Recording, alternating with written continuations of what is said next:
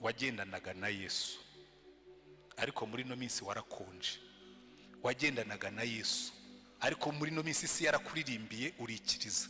Erega hano hanze siraririmba bene data, hano hanze hari isi iririmba, iraririmba, isi ya hano hanze iraririmba, ishobora kugukura muri Yesu urebye nabi. Hanyuma aramubwira ati ragira intamba zanjye. Natwe uyu munsi araduhamagara, ariko reka mbabwire, hari ibintu bitanu Petero yakoze. Niba urimo kubibona mu buzima bwawe, nabyo ndangirijeho, niba urimo kubibona mu buzima bwawe, menya yuko uri mu nzira inyerera y'amanegeka yo gusubira inyuma. Ikintu cya mbere Petero yakoze cyamuganishije mu manegeka, Yesu yaramubwiye yanga kubyemera.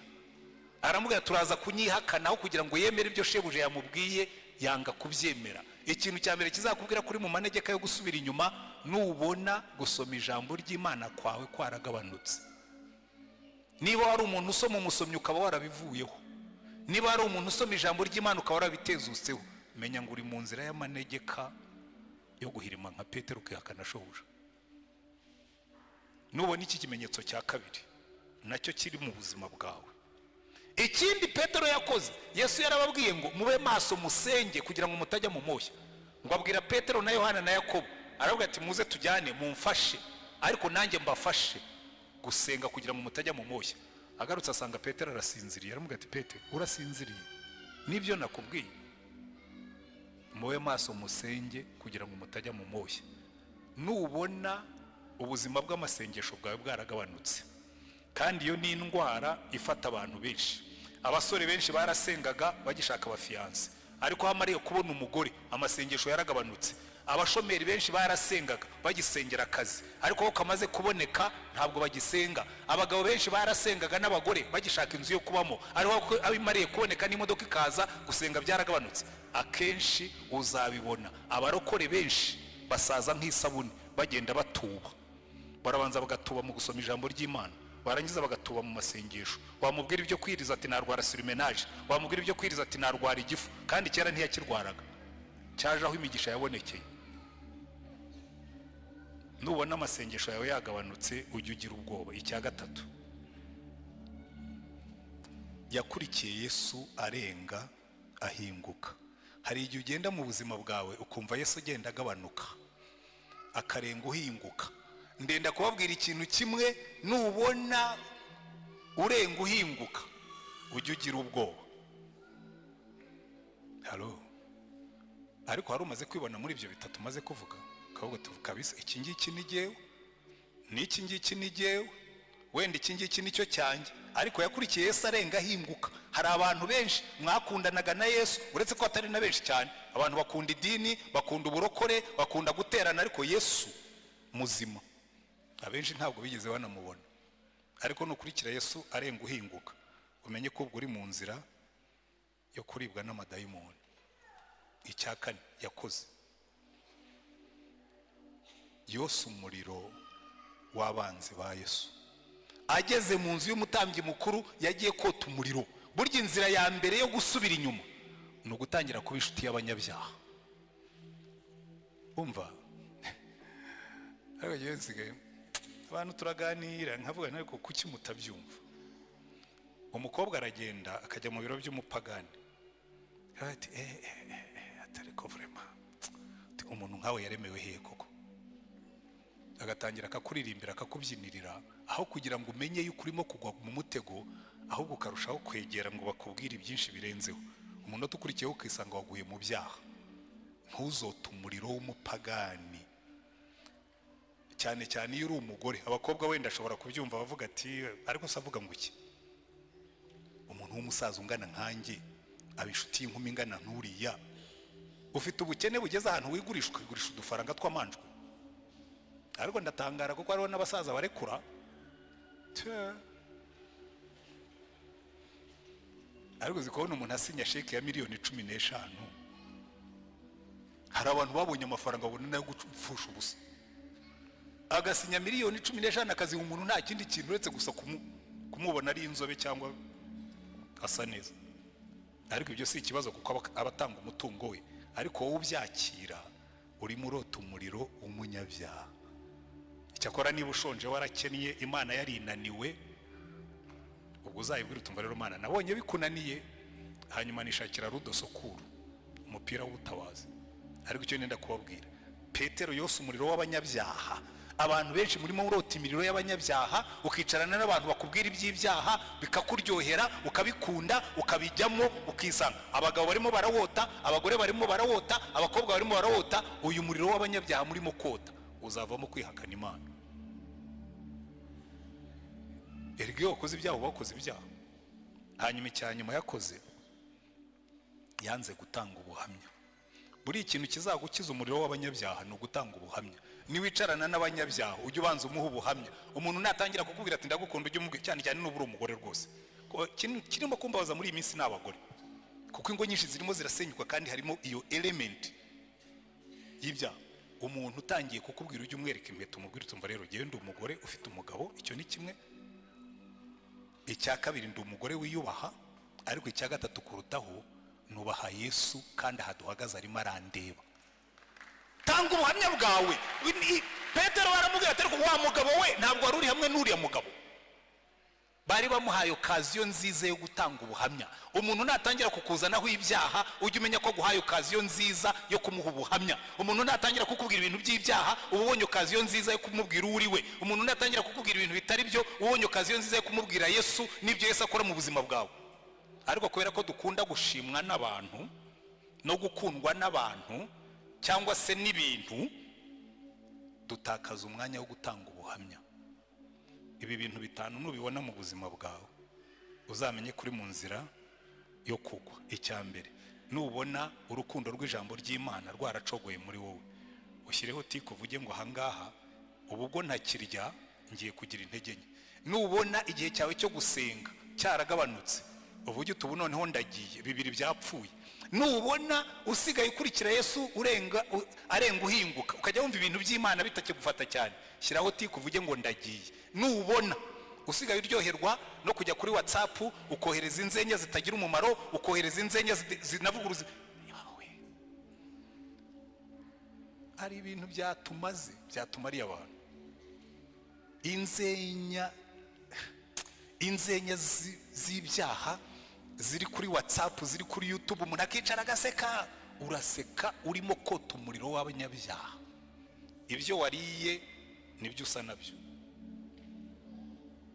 Hanyuma nubona utakigira ishyaka ryo gutanga ubuhamya, ubundi abarokore batangwa no gutanga ubuhamya, uzamenye ngo buriya ibyanjye bishobora kuba biri, ariko uzibukira ijambo. Yesu ari muri business yo kugarura abantu mu nzira. Wenda nawe uyu munsi arimo araguhamagara, arakubwira ngo ibuka aho wavuye ukagwa, wongere ugire urukundo rwa mbere, ugaruke mu nzira. Hanyuma niza akatubwira twese uko tungana ngo munkurikire, twongere tugendane turi kore dufatanya agatoki. Iyo abantu bakugiriye nabi, iyo abantu baguhemukiye, hanyuma ukaza kubona umugisha, ugomba kubanza ukabicaho. Bigeze kureba muri telefone y'umwana umwe, hari handitsemo ngo Mana uzangirire neza kandi ugirire neza n'abanzi banjye, ubahe kurama kugira ngo bazabone umugisha wangiriye neza. Wumvise iryo sengesho ushobora kumva ari isengesho ryiza pe, ukavuga ati uyu ni umuntu ukunda abanzi be nk'uko Yesu yatubwiye. Ariko no, igituma basengera ngo barame ni ukugira ngo azabakore ku matama bamubonye Uwiteka yamugiriye neza, akajya banyuraho akabatera ivumbi, akavuga ati ndabicaho tu mumenye ko Uwiteka yangiriye neza. Ariko nimurebe ukuntu Yesu, ibintu Yesu yakoze amaze kuzuka, ntawe yiciyeho. Ntabwo yagiye kwa Kayafa, ntabwo yagiye kwa n'abatambyi bakuru bari bamubambishije, nta nubwo yakoresheje igiterane mu rusengero kugira ngo abayuda bamenye yuko ibyo yababwiraga byari ukuri. Ahubwo imbaraga yazishyize mu kugarura ku murongo abigishwa be. Iminsi 40 yiyereka abigishwa be abagarura mu nzira. Haleluya. Kuko ubundi cyazanye Yesu ku isi ntabwo ari kwirata ku bantu. Burya nimubona umuntu yirata, ari abantu rimwe na rimwe ureba, niwumva umuntu akuratira diplome kakubwira amashuri yize, kakubwira agakunda na twa tunyuguti bongeraho. Iwacu iri iyo twakuriye baravuga ngo imfizi ngufi ngo zisunga imigina. Hari igihe rero umuntu yisunga umugina kugira ngo agaragare, akavuga ati ariko kuki mutanyita dokita, ntabwo muzi ko nize? Kuki mutanyita reverend?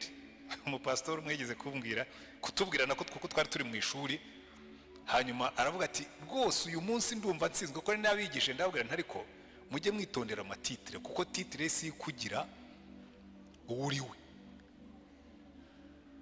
Noneho ariko narabisobanuye cyane, sinshaka kubisobanura cyane hano, ubwo ndavuga nigisha abanyeshuri kuko ni ibintu twari turimo kwiga. Noneho aramanika, bari bafite uburenganzira bwo kumanika. Iyo nigisha jewe n'abanyeshuri bafite uburenganzira bwo kumanika bakabaza cyangwa bakavuga. Aramwira ati reka mbanze nihane, ati mbabwire ikintu mbaturire. Ati umukristo ahirutse kunyandikira, arangura mbwira ngo mwene data kanaka, ati umujinya narakaye watumye ntanamusubiza, anyita mwene data Rutayisire Antoine. Bangira pastori se ntabwo yabizi, bangira kanoni ntabwo yabyumvise, yagombaga kwandika reverend kanoni.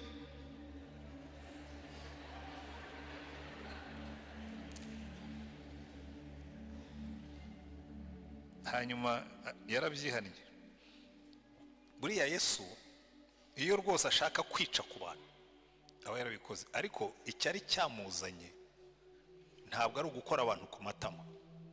Icyari cyamuzanye si ukutwereka ko akomeye, kuko niyo ashaka kutwereka ko akomeye hari ibintu atakoze yari kuba yarakoze.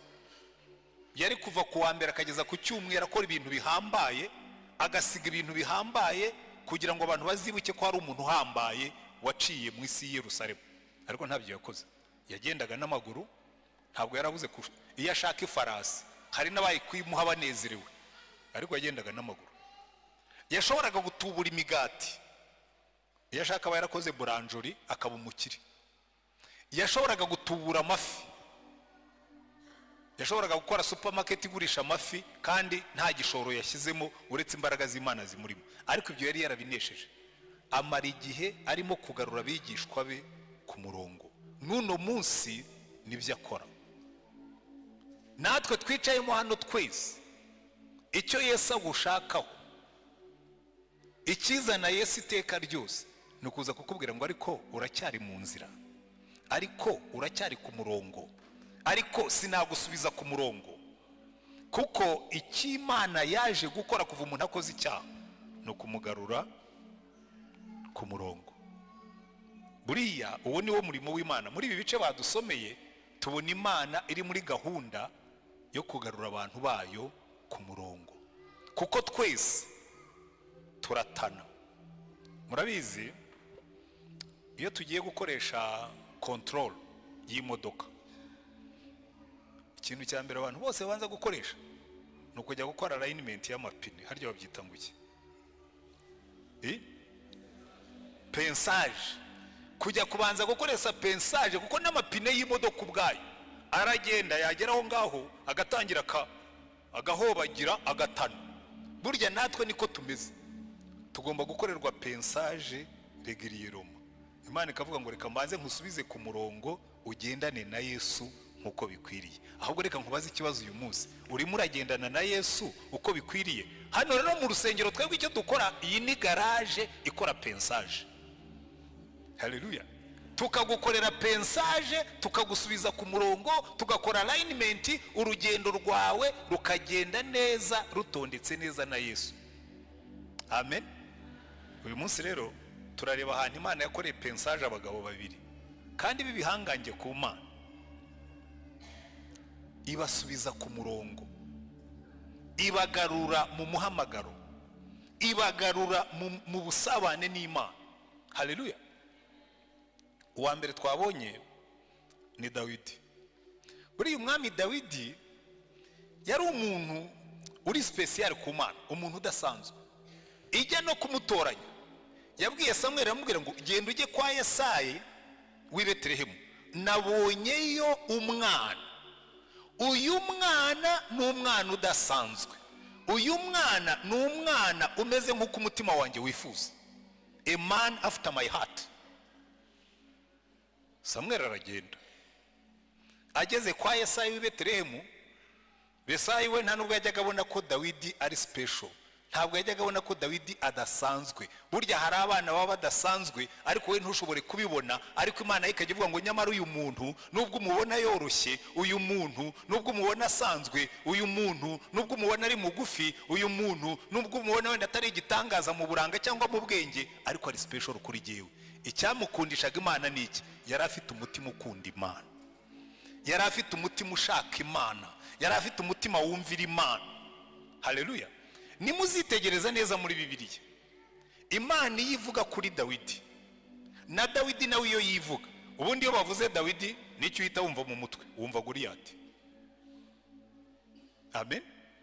Ariko Dawidi we agiye gupfa aravuga ngo ya sinshaka ko muzanyibukira kuri Goliyati, sinshaka ko muzanyibukira ku ntambara narwanye. Aravuga ngo nimushaka kwibuka Dawidi mujye muvuga ngo umuhimbyi w'igikundiro wa zaburi za Isirayeli, nguwo umwami, nguwo Imana yasize amavuta.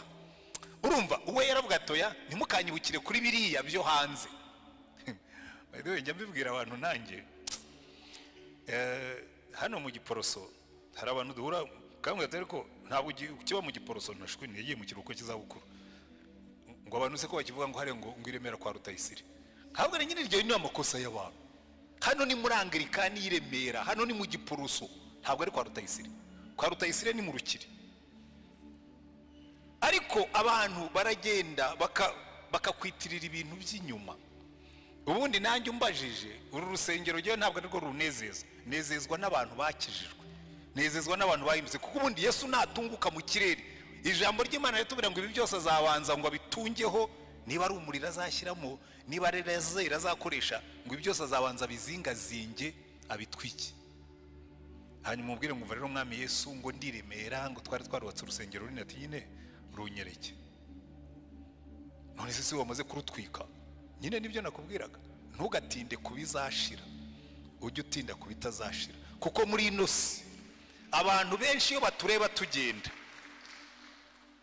bishimira ibimodoka binini dutwaye, ngo musigaye mubona imodoka kana kagendamo, ngo ye aragenda mu kimodoka kinini, ariko mu ijuru ntibamuzi. Kandi icyo kimodoka kinini believe me, icyo cyo kiranabikwiyerekera. Uzapfe bakujyane Rusororo, rimwe na rimwe nta nubwo kiguherekeza, bagushyira muri korubiyari y'inkodeshanyo, ikimodoka kigasigara mu rugo. Ibigaragarira amaso burya sibyo bifite akamaro. Niyo mpamvu Dawidi yavuga ngo biriya bigaragarira amaso kwica Goliyati ntabwo bingana no guhimbaza buri mwe ivuga icyubahiro cy'Imana. Ariko Dawidi, buriya revolution Dawidi yazanye muri Isirayeli no kuririmba zaburi. Kandi murambe babwira, nubona umwami cyangwa umuyobozi, yaba executive, yaba meya, yaba ministre, yaba umusirikare, yaba umudogiteri, yaba umuki, nubona umuntu ufite icyubahiro uririmbira Imana, bakoma amashyi ukamubona ko mu mashyi ko abyemera afishizemo imbaraga, uzavuge ngo uriya ashobora kuba yarasobanukiwe ikintu abandi batasobanukiwe. Dawidi iyo bavugaga Imana yitereraga hejuru akabyina. Muribuka bazamuye isanduku y'Uwiteka, Dawidi niwe wateraga chorus, abajya imbere arabyina, arataraka. Mikari wamenyereye protokoli aravuga ati ye baba we dore wa mwami umwami wa Isirayeli aribeyura imbere y'abagaragu n'abaja nk'umuntu wahongwa wa burebure. Aramubwira ati buriya nibeyuraga imbere y'Imana yanjye. Haleluya. Yankuye inyuma y'intama ikangira umwami wa Isirayeli. Haleluya. Ariko wambe abantu Imana izamura mukibagirwa aho yabakuye, nzajya mbaririmbira nk'ikivumvuri. Ubwo iyo mvuze gutyo abanyamujyi ntibashobora kubyumva, kereka abantu babaye mu cyaro. Abantu mwaririmbiye ibivumvuri mwamuzi icyo nshaka kuvuga. Twajyaga dufata ikivumvuri tukagitunga ku katsi, hanyuma warangiza ukakizunguza gutya kugira ngo kimere nk'igishaka kuguruka, ugashyiraho umunwa wagiye ngo wa wa wa wa. Ababaye mu cyaro murabyibuka, uwo wari umukino w'abana. Ariko twarakibyiniriraga ukavuga ngo vuga nyamatanga, vuga nzagusubizaho nagukuye. Njya mbwira Imana uzambabarire ntuzansubizaho wankuye, aho wankuye ndahazi ntuzansubizeyo. Ariko buriya abantu mwicayemo hano, Imana ije ikababwira utoke ngiye kukugirira neza ngo usubizaho nagukuye. Mushatse mwajya mushima Imana tuzaho twavuye. Haleluya. Dawidi rero yarabizi agashima Imana, ariko uwo muntu Imana ishima, reka nihute kuko ubwo natangiriye ku ruhande. Uwo muntu Imana ishima, hari umunsi Satani yamuciye muri humye, amwereka umugore ari muri etaje hejuru. Hari abantu ujya numva babeshyera Batisheba, ngo urumva ngo Batisheba, ngo hari nabo njya numva bavuga ngo hari abagore mumeze nka, ngo abakobwa mumeze nka Batisheba, ngo mwambara utuntu tugufi ngo tugakurura amaso y'abagabo. Mbabwiza ukuri, Batisheba yari totally innocent muri kiriya kibazo. Ikibazo cya Batisheba nta ruhare yari yarakigizemo. Kuvuga ukuri mwiza nta kosa uba wakoze. Yirereye iwe mu gikari. Murabiza erega barabona twavukiye ahantu hataba dushe, twiyuhagiriraga mu gikari. Yibereye iwe mu gikari arimo ariyuhagira. Buriya ari ikibazo cy'abantu bafite amazu magufi baturanye n'abantu bafite amazu maremare. Uba wibereye muri dushe, umuntu utuye hano hirya arimo kureba muri dushe yawe ameze gutya. Ikigabo gihagaze kuri bariko, umugore yibereye muri dushe. Nerega none munsi birabo, yibereye muri dushe arimo ariyuhagira, arisiga bya bindi abagore mukora mugati. Erega bambe hari igihe mbareba nkabagirira impuhwe. Uzi kuba mwiza muri uyu mujyi nabyo ni ikibazo. Jewe sindi umugore, ariko iyo ndebye abana bari bari muri uyu mujyi, ibigabo bifite amaso yaturumbutseyo, ndavuga ntumva mbabariye abakobwa b'inzore n'abagore beza, kubera ko ba Batisheba ni benshi no muri uyu mujyi wa Kigali. Ibyo mvuga mbifitiye gihamya. Umukobwa yinyurira mu muhanda, ibigabo bigahagarara, ati ngutware untwaruza njyahe, kandi yakwanga ngo kiriya gikobwa kirasuzugura, yagusuzugura ubundi gahunda mwari mufitanye niyihe. Abagore b'inzobe reka twikomereze. Dawidi umuntu Imana yashimaga, areba Batisheba aramusambanya, amuteye inda. Amaze gusama araza aramubwira ati mva mwami bya bintu twakoze byagize ingaruka. Dawidi ate ko numva ibyo bintu biri grave. Ibyo kuba umuntu w'Imana, burya ni Imana yari irimo kumukomanga ngo Dawidi ihane. Aho kugira ngo yihane, ashaka gusibanganya ibimenyetso, ashaka kubitwikira. Abwira Yowabu umukuru w'ingabo, bari barateye intuza mu murwa w'Abamoni, aramubwira ati nyoherereza Uriya. Uriya yari umujenerali, nimusoma Bibiliya zanyu neza, Uriya ni mu ntwari 30 za Dawidi. Uriya w'umuhiti nawe arimo, yari umwe mu bajenero bo hejuru. Ubone ntabwo ari generali ujya gutanga raporo y'intambara, hari abantu baba bishinzwe, hari abantu baba bari batoya. Umwami amutuma ati nyoherereza Uriya aze kuvuga amacumu. Kuvuga amacumu no gutanga ripoti yuko intambara irimo kugenda. Uriya agomba kuba yaratashye avuga ati rwose ibi ntibisanzwe. Kuva ryari umusirikare mukuru, general uyoboye division nini, aho ari ujya kuvuga amacumu? Kuko wasangaga nimusoma Bibiliya zanyu neza, kuvuga amacumu abana batoya, abasirikare b'insoresore nibo babivyiganiraga, ariko abasirikare bakuru ntabwo ari bajyaga gukora ibyo bintu. Uriya ataha yikandagira, agomba kuba yarageze yabaza abagenzi be mu barinda umwami, aramubwira ati ariko sha ibi bintu bidasanzwe kuki umwami yantumyeho. Bagomba kuba baramubwira turitonde, muri ino minsi hari akarindi hagati ya bose na muki wawe, hari akarindi tumaze iminsi tubona. Nuko bimeze. Singiye gusangira umugore na boss, yanga kujya kuryamiwe. Ariko Dawidi icyo yashakaga gukora, ashaka ko agenda akaryama, yanda ikamwitirirwa. Hanyuma umunsi wa kabiri ngo Dawidi abonye atagiye ngo aryame, noneho amuha inzoga arasinda, kuko yaravuga ati ibyo byose ni muha inzoga agasinda ubwenge bwe buracurama ataye. Aranamuhamagara ngo atari rwose kunumvise ko waraye ku gikumba hamwe n'abandi ku gicaniro, kuki utatashye ngo ujye gusuhuza madamu unaryama uruhuke bite byawe? Arambwira atari rwose Nyagasani, abasirikare nyoboye barimo bararwana n'abamoni, jewe nitahire njye kwidagadura, njye kubyina, njye kunywa no kuryamana n'umugore, ibyo ntibikaba. Imana yangaye. Ngo aramusindisha, arangije aramubwira ati yataha ujye kuryama. Ngo aratahasubira handi ku gicaniro. Mu gitondo Dawidi amenye ko ataryamye ngo atwikire icyaha cye, yandika urwandiko rw'ibyaha, yandikira Yowabu ati ubu ngubu Uriya mumushyira ahantu hakomeye, abamoni bamutikura apfe. Yowabu agomba kuba yaribaje ati habaye iki? Uyu musirikare yapfuye iki na shefu? Amushyira ahantu baramutikura arapfa. Arangije abwira uwaje kuvuga amacumu, noneho utari n'umusirikare mukuru, arambwira ati ugende ujye kuvuga amacumu ariko ugende wikandagira. Urabizi Dawidi iyo bamwiciye umusirikare amera nk'intare yakomeretse, ashobora kuza kuguhitana kuko Uriya numwe mu batoni be. Ariko nubona azamuye umugara umubwire ngo erega mwami na Uriya w'umuhiti nawe yapfuye.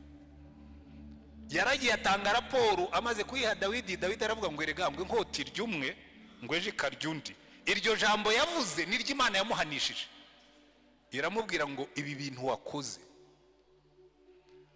ko wari wasambanye, iyo wihana ntiwongereho icyaha cyo kwica umuntu.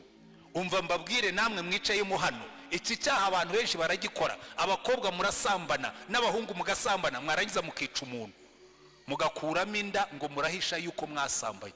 Mubyare abikirego cy'icyaha cyawe, mubyare nurangiza usaba Imana imbazi, Imana ikubabarire. Ariko wakoze icyaha urangije wongeraho kiri umuna cyacyo cyangwa gikuru cyacyo. Ndetse ibyo Dawidi yakoze n'uno munsi abantu barabikora. Ni bangahe barimo gukuramo amada muri iyi minsi, tukanabishyira no mu mategeko ngo bajye babona uko bakuramo inda. Abantu baragwera ngo erega ngo hari igihe umuntu yabatwaye inda atabishaka. Ubundi ninde utwara inda abishaka keretse warongo? Mwaretse gusambana ntimwica abantu. Ngo hari igihe uterwa inda n'umuntu utagomba kuyigutera. Ubundi ninde ugomba kugutera inda uretse umugabo wawe? Mujye mwimika ibyaha nimurangiza. Jewe ndi umupasitori, reka mvuge nk'uko Imana ivuga. Dawidi amaze kumwica, Imana iraza ibwira Natani ngo genda umbwirire Dawidi ngo ibi bintu wakoze byamubabaje, byababaje Uwiteka, kandi byatumye n'abanzi b'Imana bayituka. Jewe nanibaza ukuntu babimenye, ariko nigeze kureba ndasesengura nsanga burya ntabwo icyaha kijya cyihishira, kuko cyihishiriye Satani ntiyaba kiri Satani. Umva mbabwira bibwira ko ushobora guhisha icyaha. Ntushobora gutwika inzu ngo uhishe umuriro cyangwa uhishe ivu, kandi Satani ntiyaba kiri Satani akuretse ugakora ibyaha. Hari abantu bajyaho abagore bakigira smart ngo akagenda akajya gusambana. Ngaho ni mujye muba smart, na Satani nawe ni smart kuko agomba kugukoza isoni. Nahoze nigisha abantu ejo, uyu mujyi rero urimo ubugoryi bwinshi, ariko nga nze nigire kuri Petero kuko niwe nigishaga. Sinzi impamvu natinze kuri Dawidi, ariko ubwo wenda hari Imana ishaka gukosora. Mu gitondo ndimo kwinanurira imitsi y'abasaza, ngenda inyuma y'abakobwa babiri, sinzi aho bari bavuye gukora akazi ka nijoro. Iyo mvuza ka nijoro ubwo murumva kariko umukobwa umwe arimo kubwira undi ngo ati shakiriya kigabo rero kizi ko kimfite kandi ntikizi ko ari giye ugifite. Ati nzamurya. Ndavuga risha uyu mugabo iyo mba muzi, iyo mba muzi nari kumuhamagara nkamubwira ntumva wa mugabo we imigambi numvise barimo kugukorera. Abantu rero ngo musigaye murya abana waretse ko ari bo barimo kubarya. Umva umukobwa aragenda abwira undi ndamubwira ngo wazandobeshejeho. Ndavuga ntiyampaye nga noneho uyu we baramurya ari babiri. Ngaho mwicaremo hano babarye mwibwira ngo muri bitangaza. Umva hari buriya mu gitondo, giye buriya ushaka kumenya uko umujyi waraye, ujye ukora siporo mu gitondo. Uhere saa 11 ugeze saa 1 imodoka zitangiye kugenda, kuko saa 11 n'igice kugeza saa 1 hagenda abanyamaguru, kandi abanyamaguru iyo bagenda baganira. kandi jewe ngira ingeso yo kwandarika amatwi yanjye iyo ngenda ndumva ngenda numva. Hari abanyuraho barimo kuririmba, hari abanyuraho barimo kwitotomba, hari abanyuraho barimo kuvuga nk'ibyo nababwiraga, bituma umenya uko umujyi uteye. Dawidi Imana imutuma yaramubwira ngo kuva wakoze icyo cyaha inkota ntizava mu rugo rwawe. Ariko icyatumye Imana imutumaho Natani yaramubwiye ngo icyaha cyawe nakikubabariye nagitwikiriye, kuko Imana yacu iba muri business yo kugarura abantu mu nzira. Kuva Adamu na Eva bakoze icyaha, Imana iri muri business, iri mu murimo wo kugarura abantu mu nzira. Niba nawe wicayemo hano ukaba warigeze kugendana n'Imana ariko ukaba warasubiye inyuma, ukaba waragiye nka Dawidi cyangwa ukagenda nka Petero tugiye kuvugaho mu magambo makeya, Imana uyu munsi yakuntumye irambwira ngo mbwirira abantu banjye ngo nimugarukire Yesu. Haleluya. Kuko niwo murimo wazanye Yesu, kugarura abantu be, ngo yaje gushaka icyari cyazimiye. Dawidi Imana iramubabarira ariko ibihano birakurikira.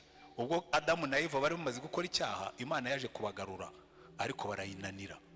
Imana ibwira Adamu ati ariko se wabwiwe n'iki ko wambaye ubusa? Ntabwo waba wariye rwa rubuto nakubuje ngo sigewe n'uriya mugore. Ibaza umugore ati se Eva byagenze bite ngo urya ubuto nawubuje? Sigewe n'iriya nzoka. Bikwereka ngo abantu ntibajya bakunda kwihana, ahubwo bagukunda gukora nka Dawidi, barenzaho, baratwikira, barihishahisha, barabundabunda.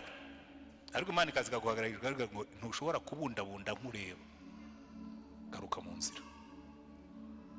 Abarimo kubundabunda mwese mu buryo bumwe cyangwa ubundi ndabashuhuje, ariko Imana irababwiye ngo garuka mu nzira, kuko ntushobora kwihisha amaso y'Imana.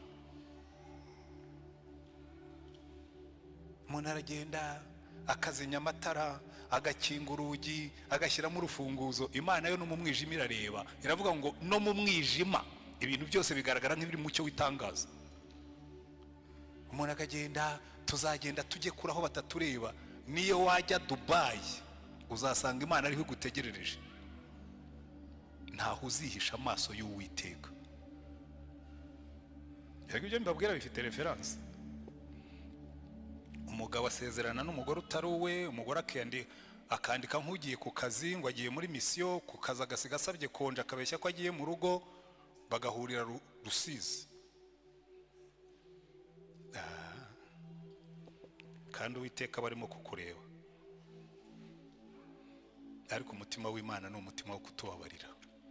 Niba wicayemo hano warakiriye Yesu nk'umucunguzi n'umwami, kandi ukabuzi neza kurimo kugenda ubundabunda mu byaha, uyu ni wo munsi wo kubwira Imana ngo Mana mukiza numvise ijwi ryawe ry'imbabazi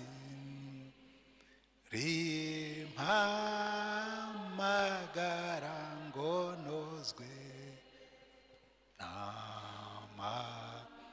n'amaraso ya. Iyo niyo ndirimbo yacu y'uyu munsi.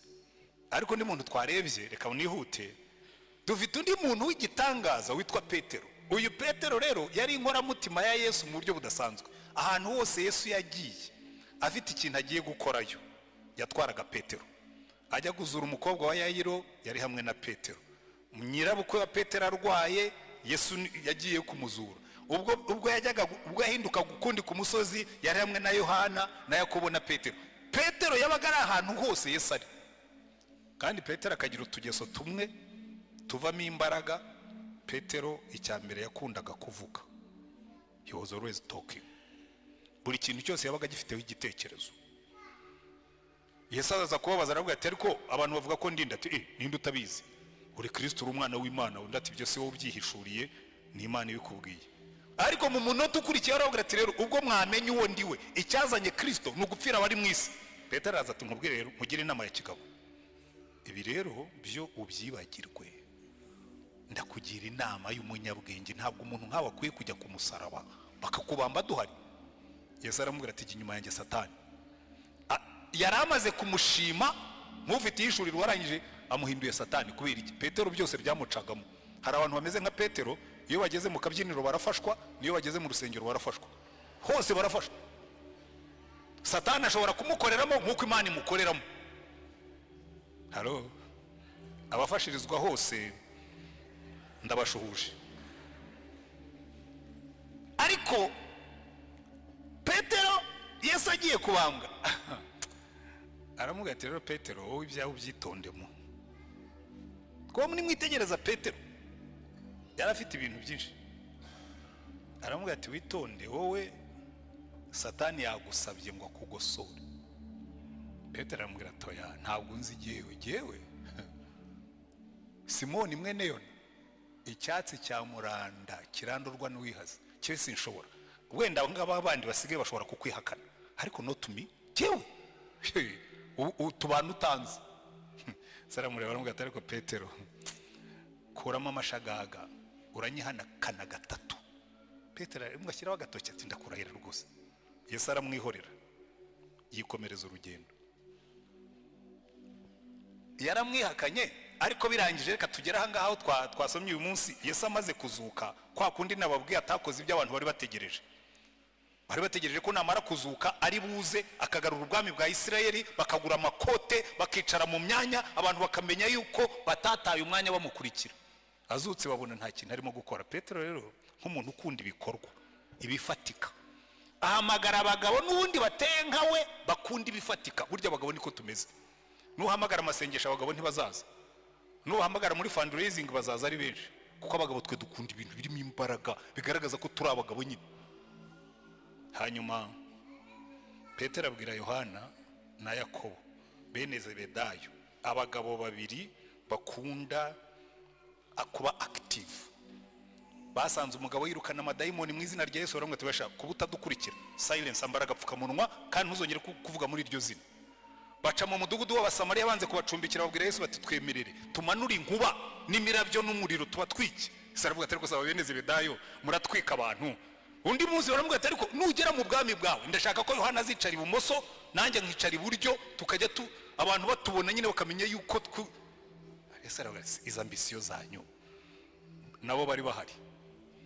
Hari abagabo b'ibitekerezo rero ubitwa Toma wafataga ibifatika. Yesu yazutse baramubwira ati Toma Yesu yazutse aravuga ati mva mujye munkuraho amarangamutima nk'ay'abagore jewe nemera ibyo mbona. Mumubwire niba yazutse azanyiyereke nshyira ikiganza mu rubavu anyereke n'inkovu mu biganza. Hari abantu rero duteye dutyo nanjye giye nkunda ibifatika ndi umuntu wa Toma. Numbwira ngo kwizera kurakora banza ubikore mbibone. Wimbwira ngo wazuye umuntu Tanzania muzuri Kigali nanjye mubone wamuzuye. Kiye nshaka ibintu bifatika.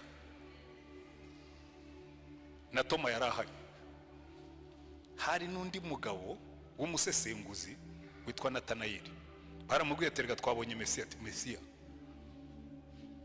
Ariko se mwebwe mugira ubwenge hari icyiza cya Nazareti. Murambwira ngo mwabonye Mesiya uvi Nazareti. Arambwira ati ariko ngwino urebe. Ariko yaraje abonye Yesu. Yesu aramureba aramubwira turabizi wenda kwemera cyane. Uri umuyuda utigira mu buhendanye. Ati yewe uranzi. Ati ntakumenya se uri munsi y'igiti cy'umutini nakurebaga. Sinzi icyo yari yahakoze. Ariko kuva Yesu yarabizi yaramubwira tumva kubuza ibyo nakoze munsi y'igiti cy'umutini uri umwana w'Imana. Yega ari ibintu umuntu akora yiherereye. Jewe njyeke ibintu bibiri. So atashobora kuba yarahasenze isengesho cyangwa ashobora kuba yarakoze ibindi umuntu akenera gukora abandi batamureba. Sinzi kimwe muri ibyo ngibyo cyo yari yakoze. Icyo nzi ni kimwe kuba Yesu abizi byamwemeje ko ari umwana w'Imana. Na Nataneli yarahari. Aba bagabo rero buriya baragoye cyane. Petero aravuga ati ariko murabona ibintu by'uyu mugabo bisobanuka. Tugiye nisubiriye kuroba. Baterega natwe turajyana. Baragenda bajya kuroba. Yesu arabihorera bararoba. Bafata ubusi ijoro ryose mu gitondo bakora ku matama ariko mu kinyabupfura. Araza watafite n'ubwato adafite n'ibikoresho afata ifi. Niba yarazihamagaye zikizana niba yarabigenje simbizi. Afata ifi arazotsa. Arangira avuga ati bagarison bana banje hirya hose mu burobyi murimo murafata se. Bati wapi twarahe turoba ntacyo twafashe. Ariko ubundi ubwo mwebwe iyo mirobere yanyu ni munagi inshundura iburyo. Bazinazi iburyo ngo bafata amafi menshi yuzuramo. Aho bari bahagaze hari amafi ariko ntibashobora kuyafata. Yohana abwira Petero turabizi Petero twafashwe. Uriya ni boss. Nta wundi ushobora gukora ibintu nk'ibi. Petero yakoze ubugoryi ngo afata imyenda yishyiramo. Ubundi umuntu yagiye kwinaga mu mazi akuramo imyenda. We yagiye kwinaga mu mazi arabanza arambara. aroga aragenda asanga Yesu. Yesu aramwihorera. Buriya Yesu akora nk'abamama. Kera mama iyo yabaga ashaka kunkosora ku bintu ntabwo yambwiraga atarangaburira, yarekaga nkabanza nkarya kugira ngo atantesha apeti.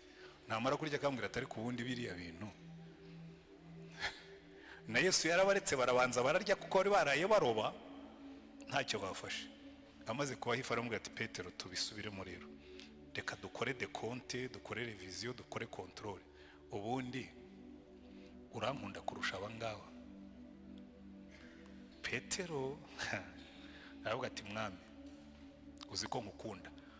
Mu zindi translations mukundi guhindura kwa Bibiliya ijambo Yesu yakoreshaga yaramwaje ngo urankunda n'umutima wose n'ubwenge bwose n'imbaraga zose agape. Aramubwira ngo jewe ndi inshuti yawe Fireo. Aramubwira ati ragira abana b'intama zanjye. Amushubije mu cyizere. Umuntu uzakwizera akaguha n'abana be ujye umenya ko burya yakwizeye koko. Ragira abana b'intama zanjye. Kandi intama za Yesu ni abantu, ntabwo ari intama ziriya z'inyamaswa. Oya, abantu bamaze iminsi bamereye nabi ngo ninjye gushaka famu, ntabwo ndakicwa ndakamanikwa. Mbe nararagiye abantu ndangize ndagira inka noya, nzaragira abantu ndinde mpfa. Yesu yarambwiye ngo ragira abana b'intama zanjye, nzaragira abantu. Inka mujye muziragira mu mpamata nzayagura. Ariko yo gusubira kujya gukora amafamu no kwiruka inyuma y'inka byararangiye kera. Ibyo Imana irakarama. Abajya guhinga ibigori n'ibikomereza umurimo nzajya ndya kawunga naguze. Ariko amugiriye icyizere aramubwira ati ragira abana b'intama zanjye. Arongera amusubiriramo kuko yamwakanye gatatu. Aravuga ati ariko Petero uribuka shaho urimo kwitotomba ngo nguri icyatsi cya muranda kirandurwa n'uwihaze, ngo aba bose bashobora urankunda kuruta abangaba. Buriya mu magambo make yamusubiriyemo ibyo yari yavuze. Uko yamwihakanye gatatu niko yamugaruye mu murimo gatatu. Aramubwira ati mwami ndi inshuti yawe. Aramubwira ati ragira n'intama nazo ndaziguhaye. Noneho ubwa gatatu akoresha rya jambo yakoresheje. Aramubwira ati ariko ubundi uri n'inshuti yanjye. Nicyo cyababaje Petero. Avuga ati noneho n'ubucuti nabwo arabushidikanije, kuko inshuti yo ishobora kugutererana kandi zijya zibikora. Hari ahantu Imana ivuga ngo ariko se ngo umubyeyi yakwibagirwa umwana we ngo ngo ashobora kumwibagirwa, ngo ariko jewe sinzabibagirwa kuko nabaciye mu biganza nk'imanzi. Ese inshuti ishobora guhemukira inshuti? N'abagabo bahemukira abagore basezeranye. Ariko se inshuti ishobora guhemuka? N'umuvandimwe arahemuka. Ariko Yesu akavuga ngo ya jewe sinzabahemukira. Aramubaza ati no kuba inshuti uri inshuti? Ngo Petero arababara aramubwira ngo mwami umenya byose, n'ububwa bwanjye urabuzi, ndi ikivangavange, mfitemo urukundo rugukunda ariko mfitemo n'ububwa, mfitemo urukundo rugukunda ariko mfitemo n'ibindi, ariko urabizi neza ndagukunda. Aramubwira ati ragira intama zanjye. Yamwihakanye gatatu amusubiza mu murimo gatatu. Natwe nibyo Imana yiteguye kudukorera uyu munsi. Wenda wicayemo hano wagendanaga na Yesu, ariko muri no minsi warakonje. Wagendanaga na Yesu ariko muri no minsi isi yarakuririmbiye urikiriza. Erega hano hanze siraririmba bene data. Hano hanze hari isi iririmba, iraririmba. Isi ya hano hanze iraririmba, ishobora kugukura muri Yesu urebye nabi. Hanyuma aramubwira ati ragira intama zanjye. Natwe uyu munsi araduhamagara. Ariko reka mbabwire, hari ibintu bitanu Petero yakoze. Niba urimo kubibona mu buzima bwawe, nabyo ndangirijeho. Niba urimo kubibona mu buzima bwawe, menya yuko uri mu nzira inyerera y'amanegeka yo gusubira inyuma. Ikintu cya mbere Petero yakoze cyamuganishije mu manegeka, Yesu yaramubwiye yanga kubyemera. Aramubwira turaza kunyihakanaho kugira ngo yemere ibyo shebuje yamubwiye, yanga kubyemera. Ikintu cya mbere kizakubwira kuri mu manegeka yo gusubira inyuma, nubona gusoma ijambo ry'Imana kwawe kwaragabanutse. Niba wari umuntu usoma umusomyi ukaba warabivuyeho, niba wari umuntu usoma ijambo ry'Imana ukaba warabitezutseho, menya ngo uri mu nzira y'amanegeka yo guhirima nka Petero ukihakana shobuja. Nubona iki kimenyetso cya kabiri, nacyo kiri mu buzima bwawe. Ikindi Petero yakoze, Yesu yarababwiye ngo mube maso musenge kugira ngo mutajya mu moshya. Ngo abwira Petero na Yohana na Yakobo, aravuga ati muze tujyane mumfashe, ariko nanjye mbafashe gusenga kugira ngo mutajya mu moshya. Agarutse asanga Petero arasinziriye. Aramubwira ati Petero urasinziriye? Nibyo nakubwiye. mube maso musenge kugira ngo mutajya mu moshya. Nubona ubuzima bw'amasengesho bwawe bwaragabanutse, kandi iyo ni indwara ifata abantu benshi. Abasore benshi barasengaga bagishaka abafiyanse, ariko hamariye kubona umugore amasengesho yaragabanutse. Abashomeri benshi barasengaga bagisengera akazi, ariko aho kamaze kuboneka ntabwo bagisenga. Abagabo benshi barasengaga n'abagore bagishaka inzu yo kubamo, ariko abimariye kuboneka n'imodoka ikaza, gusenga byaragabanutse. Akenshi uzabibona abarokore benshi basaza nk'isabuni bagenda batuba. Barabanza bagatuba mu gusoma ijambo ry'Imana, barangiza bagatuba mu masengesho. Wamubwira ibyo kwiriza ati narwara sirimenaje, wamubwira ibyo kwiriza ati narwara igifu, kandi kera ntiyakirwaraga. Cyaje aho imigisha yabonekeye. Nubona amasengesho yawe yagabanutse ujye ugira ubwoba. Icya gatatu, yakurikiye Yesu arenga ahinguka. Hari igihe ugenda mu buzima bwawe ukumva Yesu agenda agabanuka akarenga uhinguka. Ndenda kubabwira ikintu kimwe, nubona urenga uhinguka ujye ugira ubwoba. Halo, ariko hari umaze kwibona muri ibyo bitatu maze kuvuga, kavuga kabisa iki ngiki ni jyewe, n'iki ngiki ni jyewe, wenda iki ngiki nicyo cyanjye. Ariko yakurikiye Yesu arenga ahinguka. Hari abantu benshi mwakundanaga na Yesu, uretse ko atari na benshi cyane. Abantu bakunda idini, bakunda uburokore, bakunda guterana, ariko Yesu muzima abenshi ntabwo bigeze banamubona. Ariko nukurikira Yesu arenga uhinguka, umenye ko ubwo uri mu nzira yo kuribwa n'amadayimoni. Icya kane yakoze, yose umuriro w'abanzi ba Yesu. Ageze mu nzu y'umutambyi mukuru yagiye kota umuriro. Burya inzira ya mbere yo gusubira inyuma ni ugutangira kuba inshuti y'abanyabyaha. Umva, ariko yesigaye abantu turaganira nkavuga ariko kuki mutabyumva. Umukobwa aragenda akajya mu biro by'umupagani, ati atari ko vraiment umuntu nkawe yaremewe he koko. Agatangira akakuririmbira akakubyinirira, aho kugira ngo umenye yuko urimo kugwa mu mutego, ahubwo ukarushaho kwegera ngo bakubwire byinshi birenzeho. Umuntu utukurikiyeho ukisanga waguye mu byaha. Ntuzote umuriro w'umupagani, cyane cyane iyo uri umugore. Abakobwa wenda ashobora kubyumva bavuga ati ariko se avuga ngo iki, umuntu w'umusaza ungana nkanjye abishuti inkumi ingana nturiya, ufite ubukene bugeze ahantu wigurisha ukigurisha udufaranga tw'amanjwe. Ariko ndatangara kuko hariho n'abasaza barekura. Ariko zikubona umuntu asinya sheke ya miliyoni 15.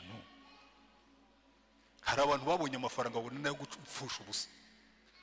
Agasinya miliyoni 15 akaziha umuntu nta kindi kintu uretse gusa kumubona ari inzobe cyangwa asa neza. Ariko ibyo si ikibazo kuko abatanga umutungo we. Ariko wowe ubyakira urimo urota umuriro w'umunyabyaha.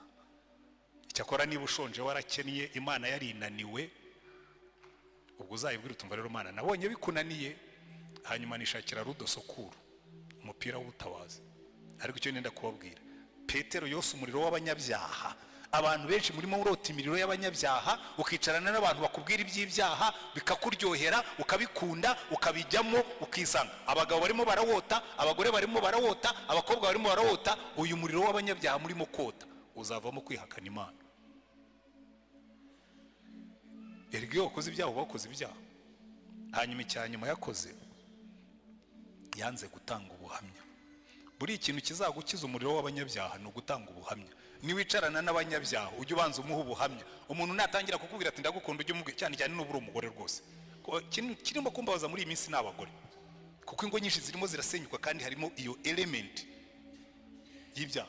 Umuntu utangiye kukubwira ujye umwereka impeta, umubwira utumva rero genda umugore ufite umugabo, icyo ni kimwe. Icya kabiri ndi umugore wiyubaha, ariko icya gatatu kurutaho nubaha Yesu kandi ahaduhagaze arimo arandeba. Tanga ubuhamya bwawe. Petero baramubwira ati ariko wa mugabo we ntabwo wari uri hamwe n'uriya mugabo. Bari bamuhaye okaziyo nziza yo gutanga ubuhamya. Umuntu natangira kukuzanaho ibyaha ujye umenya ko guhaye okaziyo nziza yo kumuha ubuhamya. Umuntu natangira kukubwira ibintu by'ibyaha ubonye okaziyo nziza yo kumubwira uri we. Umuntu natangira kukubwira ibintu bitari byo ubonye okaziyo nziza yo kumubwira Yesu n'ibyo Yesu akora mu buzima bwawe. Ariko kubera ko dukunda gushimwa n'abantu, no gukundwa n'abantu cyangwa se n'ibintu, dutakaza umwanya wo gutanga ubuhamya. Ibi bintu bitanu nubibona mu buzima bwawe, uzamenye kuri mu nzira yo kugwa. Icyambere, nubona urukundo rw'ijambo ry'Imana rwaracogoye muri wowe, ushyireho tiko uvuge ngo ahangaha ubu bwo ntakirya ngiye kugira intege nke.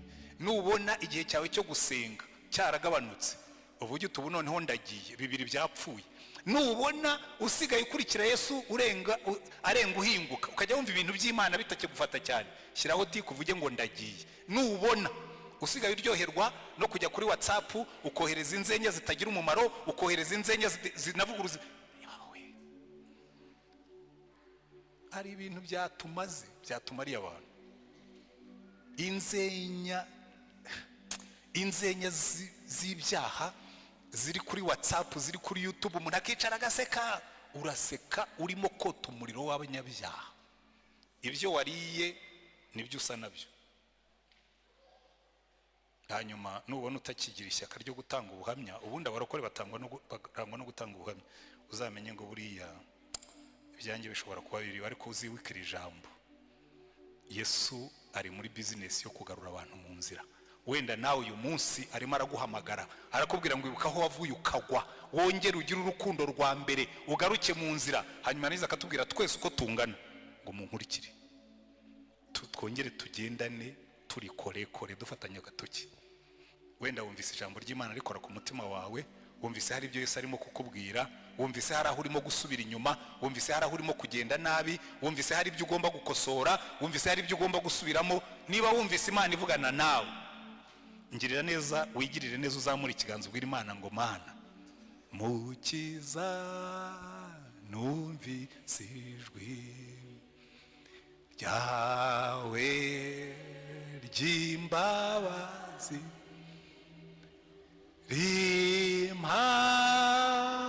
rimpamagara ngo nozwe n'amaraso ya nditabye Yesu, ndaje mukiza, amaraso wavuye anyoza ntunga. Zamura ikiganza cyawe ugira icyo ubwira Yesu, umubwire ngo ndaje rwose, ibyo ntatunganya nabibonye, ntabwo nshaka gusubira inyuma, ntabwo nshaka yuko uzajya urenga mpinguka, ndambiwe kota umuriro w'abanyabyaha, ndambiwe turagushimye Mwami Yesu. Ibi biganza byose bizamutse imbere yawe, ni abantu bemera yuko bumvise ijwi ryawe. Rambura ikiganza cyawe ufate buri muntu aho ngaho yakweretse.